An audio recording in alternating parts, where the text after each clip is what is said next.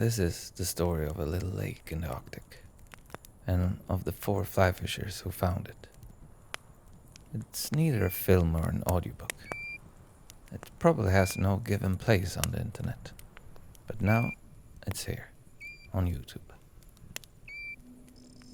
Here it goes. In order to stabilize the camera, I pressed the lens against the window and watched the boreal forest, clear cuts and mires pass in the viewfinder. For every hour on the train, the spruce became thinner and the mires more barren. 7 years ago, when my son was born, I had to start planning my fishing trips instead of letting the weather decide when to leave. I'm not much of a planner, but I do have the ability to mark a week in the family calendar. So every year, in the beginning of July, I travel north with almost unrealistic expectations of timing the summer's first heat wave in some hidden valley in Arctic Scandinavia. And every year, I eagerly film the views from the train while constantly checking the latest weather reports. Besides some new clear cuts, I recognized every interruption in the monotone forest, every little river I passed. It felt like I already knew the story I was participating in. Still, I kept the camera rolling, not so much to capture the emptiness of the landscape, but rather to escape the stream of thoughts provoked by the boredom of a seat.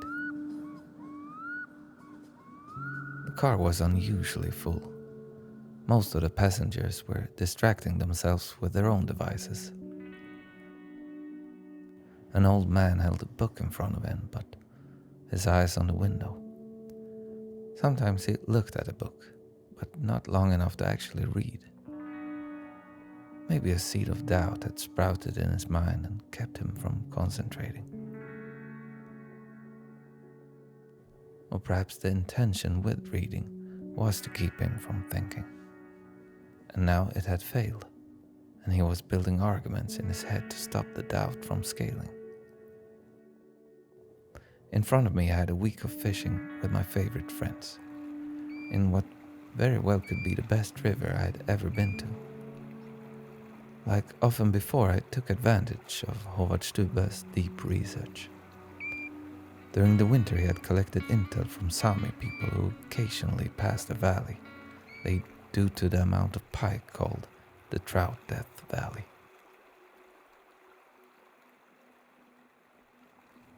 In an Arctic river system with a lot of pike, the trout population consists of fish big enough to escape the pike's jaws. I guess it's just evolution. The trout that grow faster and bigger survives. I don't know whether there is any science behind this, but in the world of fly fishing, gut feeling trumps science, and our guts told us we had made a scoop. Still, I had barely looked at the weather forecast this year. I didn't have the same enthusiasm I usually have, and it scared me. I can't take the meaning out of anything, but somehow, fly fishing has always been spared. I tried to convince myself there was nothing to worry about. It would all go back to normal as soon as I stopped traveling in my own footsteps, as soon as I saw a new river. Marcus Lemke waited for me in Gällivare, a mining town in northern Sweden. Lemke would never ask me how the trip was or how I'm doing. Guess that's a big reason why I'm so drawn to him. He always jumps straight into obscurity. We quickly found our way into a conversation that, if overheard, would have made us cancelled from any position. There's beauty in that, knowing one another so well that you can act like the worst kind of human in front of each other. For an outsider, I guess it would be hard to spot the irony, the glue in our relationship. We continued north in his Suzuki. He had the expected glow of a father freed from his everyday responsibilities. Occasionally he bursted out in ironic, cheerful screams, expressing his joy over the upcoming days, but at the same time making fun of boys going for a weekend with the boys. He used the Norwegian word, gutteuke, boys week. Last time I saw Marcus, someone said he should work as a mood manager. I don't really know the job description, but I'm sure that would suit him. He always tries to raise the mood in a group.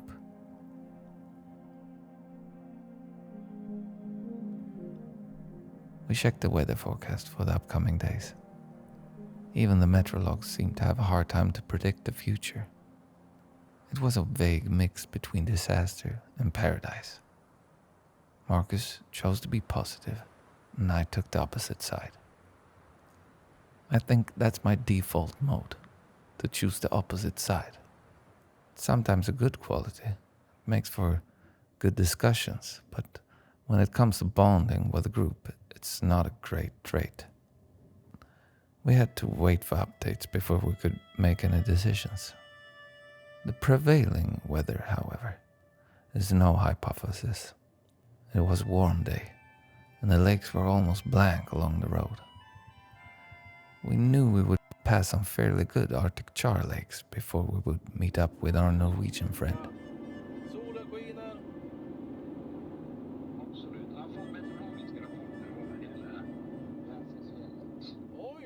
As you gain altitude right before you reach the lakes, the wind will pick up and the temperature drop, Howard told us from the speakerphone.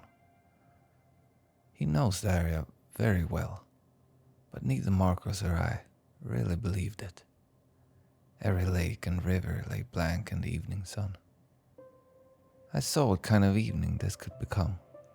The golden light had finally reached my mind. Maybe this year it's our turn to show him photos of the fish we catch along the road, I said to Marcus.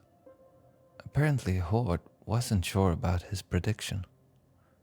He kept calling us asking for updates, revealing a very familiar fear of missing out. A calm, warm evening is what you dream of as a dry fly fisher in the Arctic. The insect life explodes, and for a while, dry fly fishing isn't just an elitist sport from England. It becomes the best hunting method for trout and Arctic char. However, most evenings the wind dies a bit too late after the temperature drops. Then you just find a blank surface without any insects.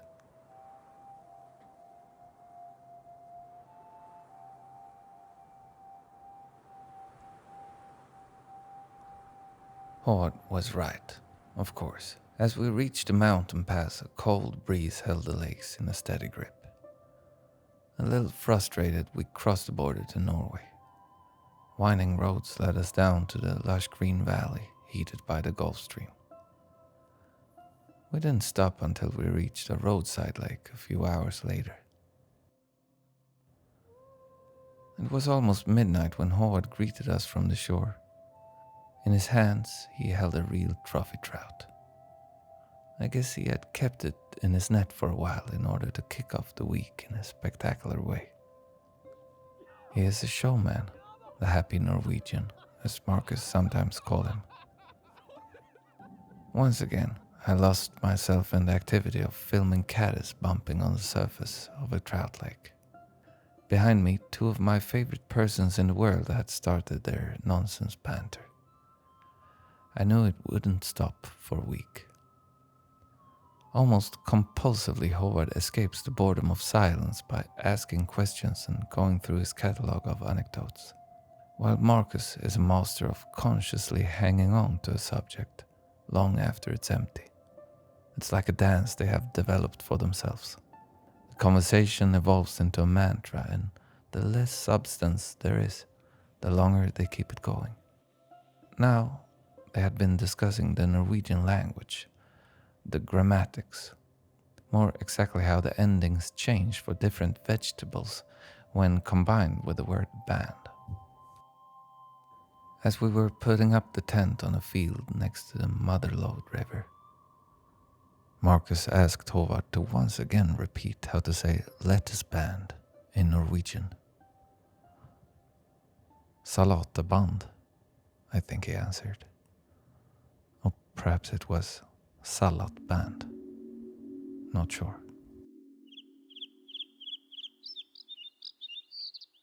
I get the news I need from the weather report. I think it's from a Paul Simon song. It's very true when you wake up on a fishing trip in the Arctic. The news was bad. Real bad. The following day would rain away in the Trout Death Valley. Our original plan to pick up Christian from the airport, take a boat ride over a huge lake, walk a few hours and set camp by the Grytis River had fallen apart. I tried to hide my reaction from the others. I know I was supposed to be bummed, but I love when plans fall apart, when the future suddenly becomes unwritten. We would still execute the plan, but the following 2 days wouldn't be spent in the mountains. We would stay right where we were, by the Motherlode, Howard's home river, a huge clear stream that he sometimes refers to as the NBA, the big league. After breakfast, we found a deliberate mayfly hatch and a rising trout. The Motherlode is completely different from an expedition to the mountains. There's no sense of adventure. It's right next to the road and the fishing is mayfly driven and very difficult. In the mountain rivers, the game is mostly about finding fish. Here you find fish. The hard part is to make them take a fly. Marcus waded out in the shallow water, and Howard found himself a comfortable position on the bank and began his usual backseat driving. For an outsider, it might be seen as something annoying, but he was well aware that we appreciated it. He told Marcus to position himself upstream the fish in order to get a good long dead drift. To perfectly imitate a real mayfly, the artificial fly has to move exactly the same speed as the current, unaffected by the fly line. Then the presentation qualifies as a dead drift, a must in order to make the fish in the Motherlode even consider taking the fly.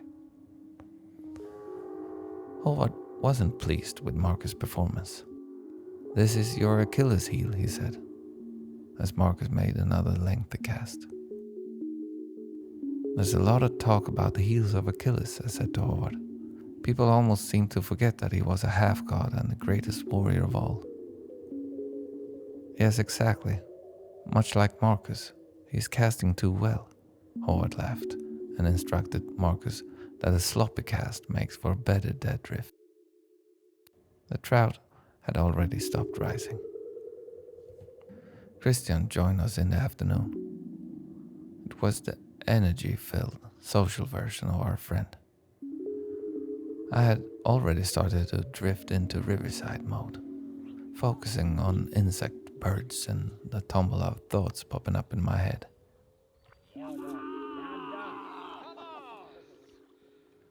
I did my best to snap out of it in order to show him how much I appreciated his arrival. It wasn't necessary. I never have to put up an act in front of Christian. It's comfortable spending time lost in thought next to Christian. He's a bit like an older brother to me. I imagine the clouds are darker and the light is more golden inside his head. Sometimes it's almost scary watching him lost in thought. But he always finds his way out, and then greatness is flowing out of him. That's also a nice benefit with having him as a friend. Being able to casually drop the information that you know the tallest man on earth always makes you feel more important. Christian is a romantic rather than a fly fisherman. I think he had come mainly to walk out into the mountains and cut himself off from the distractions of the world outside. We told him about the changes in our plan. The fact that we waited by a good trout river wasn't of any comfort for him. We stood 20 meters from the highway and the phones had full service. If the hunter instinct in Christian would have been stronger, he would possibly have forgotten the conversations on his phone. For the rest of us, the noise from the cars had faded. In the shallow water beneath the bank, An Arctic shark came cruising, feeding on whatever it found on the bottom. Håvard hadn't made a single cast that day. He was the host, and his social skills had suppressed his hunting instincts the whole day. Now, it felt like he understood that chance would disappear unless he acted himself. He quickly changed to nymph and hooked the fish.